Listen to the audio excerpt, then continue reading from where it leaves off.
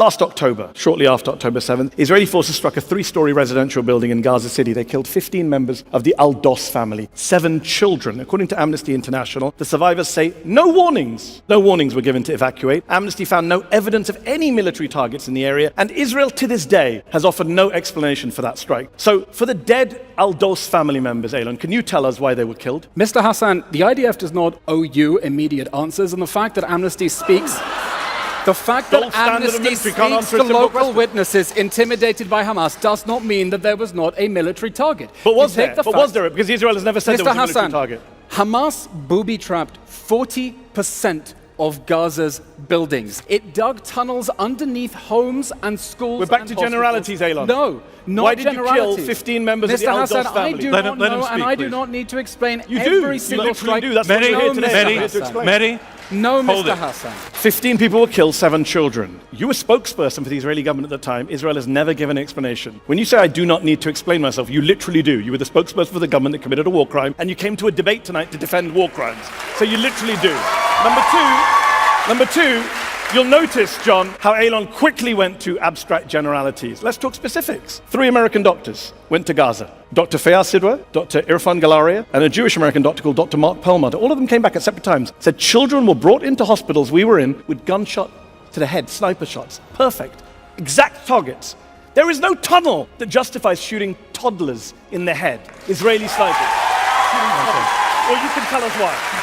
You can defend that. I find it interesting that Israel was able to pinpoint kill Ismail Haniyeh in a house in a foreign country. But when it comes to Gaza, when it comes to the Gaza Strip, they had to wipe out the whole place. They had to reduce it to 42 million tons of rubble. And one final point, I just got on factual points. Eylon, they're not your neighbors, they're people you occupy, just to be clear. The idea that you prevent another October the 7th or that you destroy Hamas by making tens of thousands of Palestinian children orphans is insane. It doesn't protect Israel. Forget Gaza. It doesn't protect Israel. New York Times published a very long piece which said a month before October the 7th, the head of the Mossad, David Barnier, went to Doha, Qatar, and the Qataris said, do you want us to keep sending money to Gaza? And he went back to Netanyahu. He said, what should I say? And Netanyahu said, yes, please. And he went back, he said, yes, please send the money to Gaza. Eylon went to work for the government of Benjamin Netanyahu a month after that was. He's never apologized for that to the Israeli people. Benjamin Netanyahu's never apologized to that to the Israeli people. So if anyone should answer questions about Qatari funding of Hamas, allegedly, reportedly, whatever you want to call it, it's the Israeli government that facilitated it for many, many years. Eylon was in that government. He's the spokesperson for that government. It was a terrible mistake to allow Qatari money into Gaza. When this war began, Hamas had a fearsome missile arsenal that rained thousands of missiles on our cities. I had to keep running into a rocket shelter. Israel has now eliminated the threat of rocket fire from Gaza. It has cut off its smuggling routes, it has destroyed its missile silos, and it has destroyed Hamas's weapons capabilities. That alone has made us safer and makes it easier to sleep in our beds at night. 3 quick things. Number 1, the Israelis went to Supreme Court recently and they were having an argument in Israel's Supreme Court, and they put in the official filing that we do not control Gaza. Even after all this time, Hamas is still in control of lots of parts of Gaza. So they say the honest stuff when you're not looking. It's true. Number two, I interviewed Ami Eylon recently, former head of Shin Bet, former Israeli admiral. He said very explicitly, Israel will not be safe until we give Palestinians freedom. This is his words, not my words. And number 3, I'm glad you had a bomb shelter to protect you, because the Al-Dos family in Gaza did not have a bomb shelter to protect them.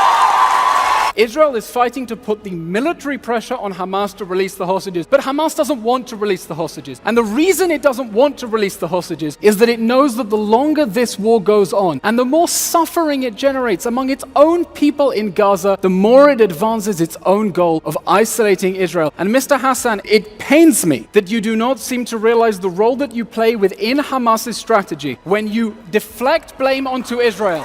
Never demand any accountability. Never demand any accountability from the Hamas regime. When you know that Hamas's goal is to maximize suffering, you give it a reason to drag on this war. If you want it to let the hostages go, you should tell of all Qatar the nonsense to you've said pressure tonight, Hamas to free the hostages. of all the demonstrably untrue things you've said tonight, This is the big one. So apparently, if you want a deal to end the war, you're enabling Hamas's strategy. No. That's what you just said. No, I'm enabling I did not. Hamas's strategy. So, But you have systematically undermined every leverage Israel has to free the hostages. You know who's undermining? Mehdi, stop pretending Can I you answer care the about question? the hostages. Of the two of us, hold on. Of the two of us, whose strategy has released more hostages, mine or yours? Because I supported a ceasefire, and we got. Hold on. Our strategy. We got it. He's trying to occupy the debate. Your strategy is to give cover for Hamas's war Can I crimes. finish? Let him finish, please. Over 100 hostages were released last November in the pause, in the ceasefire deal. A lot of Israelis wanted that to continue. Hostages' families wanted that to continue. Yes. Can I finish my answer? Netanyahu said no. In fact, I interviewed Zahiro Moore, whose uncle Avraham Munda was horribly killed in Gaza. Zahiro Moore, by the way, was arrested today. He's been arrested and attacked by the Israeli government that Eylon served in multiple times. He said to me, Netanyahu and the government that Eylon was part of, always choose the wrong way. Ever since October the 8th, everything they do is directed at not getting the hostages back. That is the plain truth. That is the nephew of a hostage. They don't want you to hear about the hostages. Eylon and people like Eylon use the hostages as political pawns. The hostages' families are standing on the streets of Tel Aviv opposing the Netanyahu government, calling for a ceasefire, calling for a deal. They don't like Eylon Levy. They don't support Eylon. Mr. Hassan, how many hostage rallies have you spoken at? How many hostages' mothers have you embraced and hugged them and told them, I will here for you whatever you need? I was at Central Park. I was at Central Park last Sunday at the rally for the hostages. You were not. Mr. Hassan, if you really care about the hostages, let me ask you, I have a spare hostage pin here. If you want to show them you care, you're welcome to put it on your platform. All right, this is fantastic. Let's go. So, put it on. Show them you care. Show them you care. I am in daily contact with the hostage families. I tell them I will do whatever it takes to help you get your kids home. Show them you care and stop trying to exploit the hostages' suffering. Eylon, allow him to respond. You've got your bit of stagecraft. So please take it. Let's be clear. You saw the very performative outrage there from Eylon there. To be clear, don't you lecture me about hostages when your government has killed more hostages than it has rescued. That's on you. That's on you. And that is on Hamas. That is on Hamas. Let me answer this. All right. I need to finish this point. I'm going to let you finish this point, and then we're moving on. I will happily support this pin because I support the release of all the hostages and let me finish. And I support the release of thousands of Palestinian detainees being raped and tortured and children. Do you support that? Let's wear it together. Do you support the release? Do you support the release of Palestinians? I do not support the release of terrorists. Of Palestinian children? Do you support the release of Palestinian children? Mr. Hassan, anyone who is... Let's get some space here. He can't answer the question. Mr. Hassan, he won't get on the hostage. I support the release of all innocent people. Mehdi? He doesn't.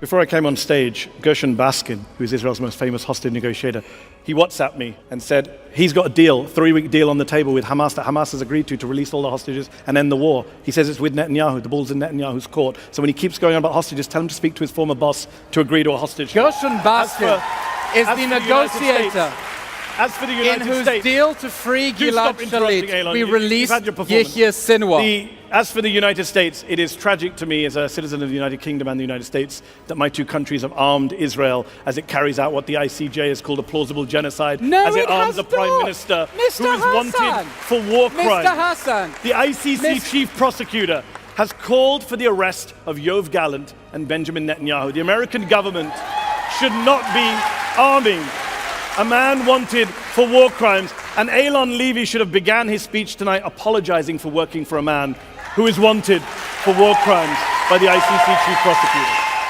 You want to convince the people of Gaza that terrorism is a dead end, then stop inflicting terrorism on them. Israel withdrew from the Gaza Strip in 2005 and never wanted to go back. It gave them Gaza. They had the option to turn it into Singapore. They chose to turn it into Mosul. They could have had a thriving state in Gaza after Israel pulled out and Jewish organizations paid to donate the greenhouses. Instead, they chose to rig Gaza for war. Simple answer is, of course, Israel did not pull out of Gaza. As the ICJ has pointed out just recently, Gaza is occupied territory. Let me put it very simply to you. What Eylon doesn't tell you is when they pulled out, they kept control of Gaza's land borders, Not with sea Egypt. waters. Not with Egypt. With Of course Egypt. we controlled the Israel borders. and Egypt We're on the other kept side the of land it. borders. Have you noticed? I Let can never him finish an answer speak, without an please. interruption. The land borders, the sea waters, the air, and wait for it. And the population registry. If you're born in Gaza, you have to be registered with the Israelis. If you were born in New York and your birth had to be registered with a foreign country, would you say you were occupied or not occupied? Would you say you're a free people or an unfree people?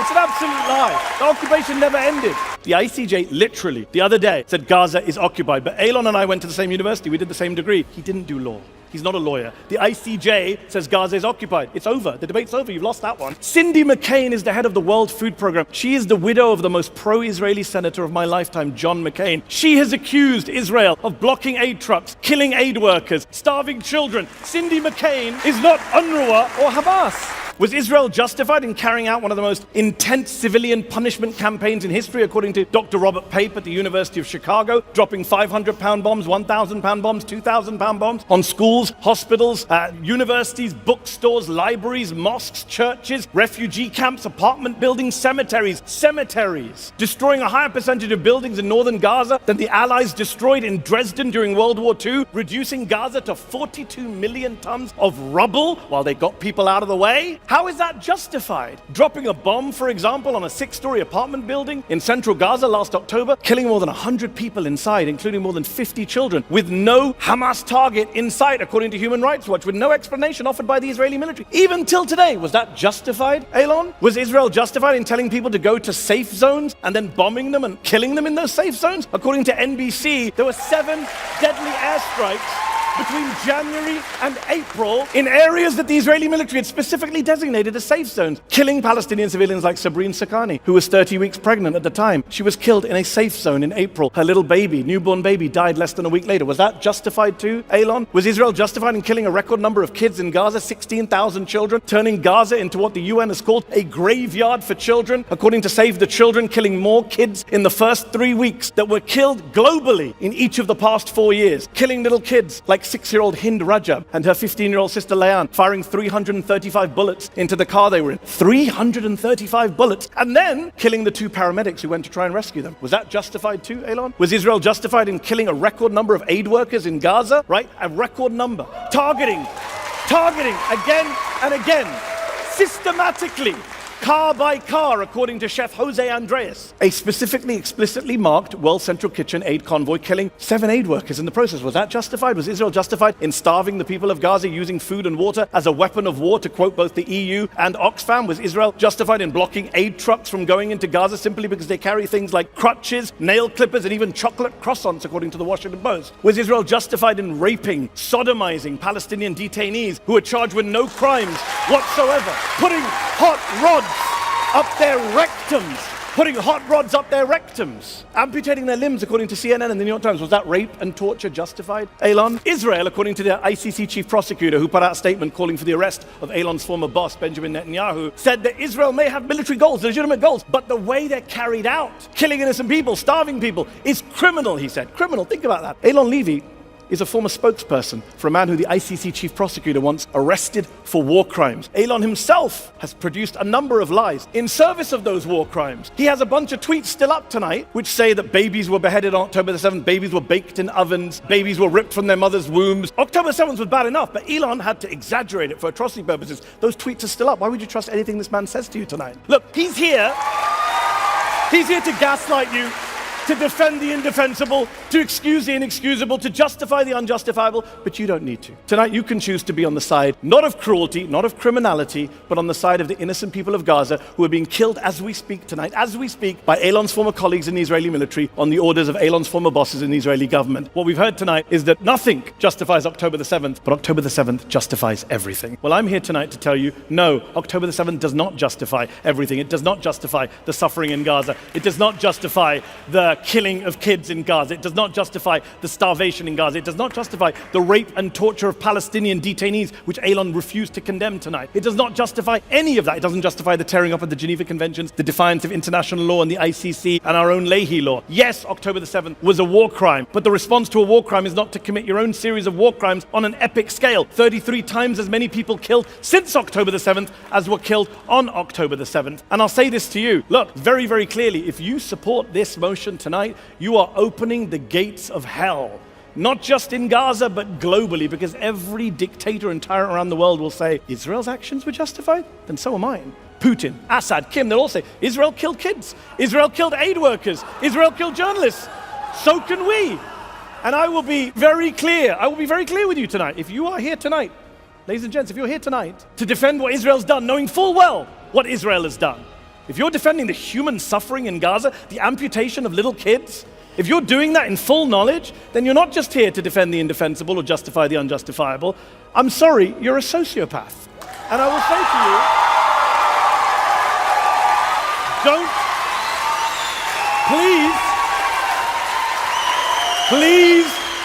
please, don't be a sociopath tonight. Don't support war crimes. Don't defend a genocide. Join me and every human rights organization in the world, every humanitarian aid agency on the planet, every American doctor and nurse who's been out to volunteer in Gaza. Join us in opposing this ridiculous and offensive and horrendous motion. And on behalf of the Al-Dos family, who Eylon clearly doesn't give a damn about, I beg to oppose this motion.